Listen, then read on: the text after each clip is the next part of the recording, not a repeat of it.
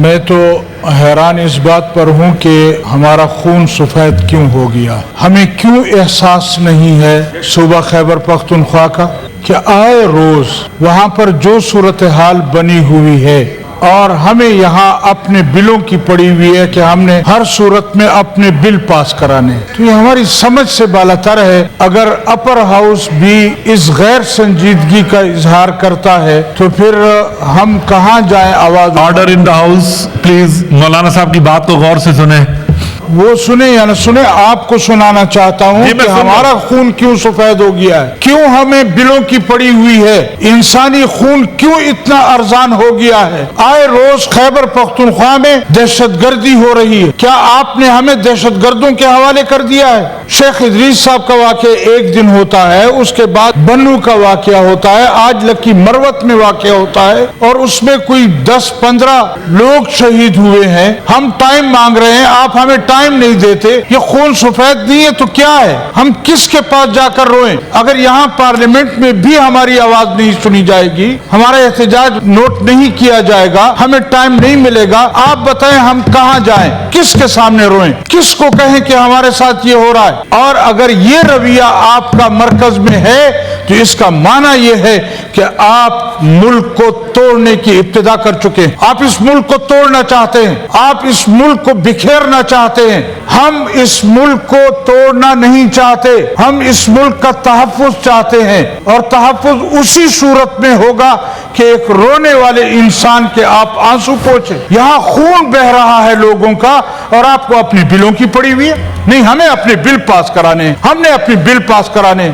آپ 2 منٹ صبر کریں، ہم نے اپنا بل پاس کرانا. اب بتائیں یہ کب تک چلے گا صوبہ خیبر پختونخوا کے ساتھ؟ ہم تو کہتے ہیں یہ جو اپر ہاؤس ہے یہ علامت ہے اکانومی کی، یہ علامت ہے ایک اس کی. یہ کیسی علامت ہے؟ یہاں بھی ہمارے رونے کی آواز نہیں سنی جا رہی. اب آپ بتائیں، کل بھی ہم روئے ہیں، پرسوں بھی ہم روئے ہیں، یہاں پر ہماری لاشوں پہ لاشیں اٹھ رہی ہیں، اور صورتحال یہ ہے کہ جب ہم بات کرتے ہیں کہتے ہیں آپ بیٹھ جائیں، ابھی ٹائم نہیں ہے، ابھی ہم نے بل پاس کرانے ہیں. یہ بل اتنے اہم ہیں، اتنے ضروری ہیں کہ وہاں انسانوں کا خون بہتا رہے اور آپ لوگ یہاں بل پاس کراتے رہیں، یا تو پھر ہمیں کوئی اور جگہ بتا دیں کہ وہاں جا کر روئیں. لہذا کچھ تو ہمارے رونے کا خیال کریں، کچھ تو ہمارے زخموں کا احساس کریں، کچھ تو ہمارے اوپر رحم کریں. کیوں آپ خیبر پختونخوا کو اس طرح لہو لہان دیکھنا چاہتے ہیں؟ اور یہ کسی ایک کے ساتھ نہیں ہو رہا. وہاں پولیس والے مرے ہیں، وہاں عام لوگ شہید ہوئے ہیں، فورسز وہاں پر ناکام ہو رہی ہیں. ابھی بھی جا کر آپ رپورٹ منگوائیں ذرا لکی مروت کی. جو صورتحال وہاں ہے اس وقت، نورنگ کے بازار میں خون کی ندیاں بہ رہی ہیں اور ہمیں یہاں پڑی ہوئی ہے جی ہم نے اپنے بل پاس کرانے.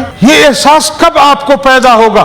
اگر ہم نے اس احساس کو پیدا نہیں کیا کہ بلوچستان کدھر جا رہا ہے، خیبر پختونخوا کدھر جا رہا ہے، وہاں کی صورتحال ایسی کیوں ہے. ہم بار بار کہہ چکے ہیں کہ از راہ خدا آپ مہربانی کریں اس پر ایک ان کیمرہ اجلاس بلایا جائے تاکہ صورتحال واضح ہو.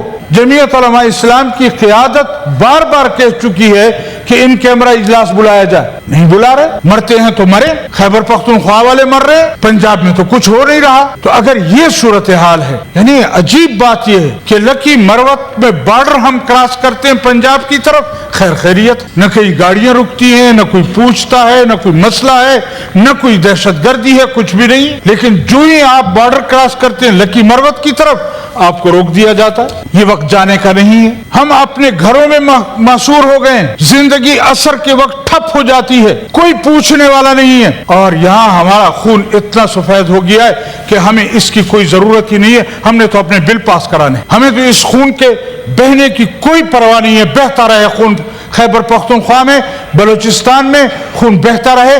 تو یہ تو آپ ابتدا کر رہے ہیں ملک توڑنے کی. یہ آپ خیبر پختونخوا کے لوگوں کو احساس دلا رہے ہیں کہ ہمارے اندر آپ کے لیے کوئی جذبہ نہیں ہے. ہم نے کب کہا؟ لیکن یہ بتائیں کہ ہمارا خون کیوں بہ رہا ہے، ہمارا خون اتنا ارزاں کیوں ہو گیا ہے؟ اگر آپ لوگ جواب نہیں دیں گے تو ہم کہاں جا کر روئیں؟ کوئی اور فورم ہمیں بتا دیں، کوئی اور جگہ ہمیں بتا دیں. اگر آپ کو منع کیا گیا ہے کہ یہاں پر कभी भी आप अपोजिशन को तवज्जो न दें फिर ठीक है, और इस तरह की जबरदस्ती करके आप अपने बिल पास करवाते रहें कि किसी तरह उनके बंदे पूरे हो जाएं, उसके बाद फिर गिनती करा लेंगे। ये एहसास हमें मत दिलाएं कि हम खैबर पख्तूनख्वा वालों का खून अर्जा हो गया है। अगर ये एहसास होगा तो फिर आज से आपने इस मुल्क को तोड़ने की बुनियाद रख दी है, और हम इस मुल्क को तोड़ना नहीं चाहते। हम इस मुल्क को महफूज देखना चाहते हैं। हमें यहाँ के इदारों का भी एहसास है, हमने बहुत कुर्बानियां दे ली हैं।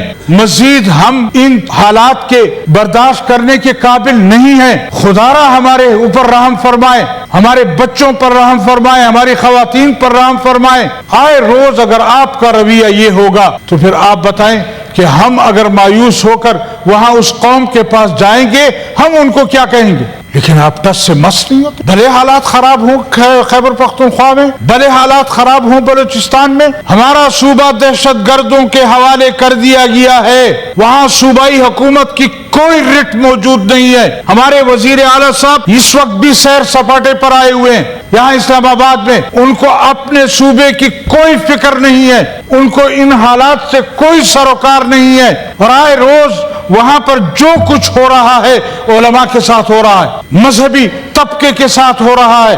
आप हमें दीवार के साथ क्यों लगाना चाहते हैं? आप हमारा एहसास क्यों नहीं करते? आखिर बताएं हम कहां जाकर रोएं, किसके सामने रोएं? अगर पार्लियामेंट में भी हमें नहीं सुना जाता, पार्लियामेंट में भी आप हमें टाइम नहीं देते, पार्लियामेंट में भी आप हमें बात नहीं करने देते, तो आप बताएं हम किधर जाएं? मैं आप हजरात को दस्तबस्ता गुजारिश करता हूं, खुदारा खैबर पख्तूनख्वा, बलूचिस्तान और मजलूम कौमों पर रहम करें। आप इस मुल्क को तोड़ने न जाएं, ये मुल्क टूटने जा रहा है। अगर यही हालात रहे तो हम कल शायद एक दूसरे के पासपोर्ट का इंतजार करेंगे। जज़ाकल्लाह जी।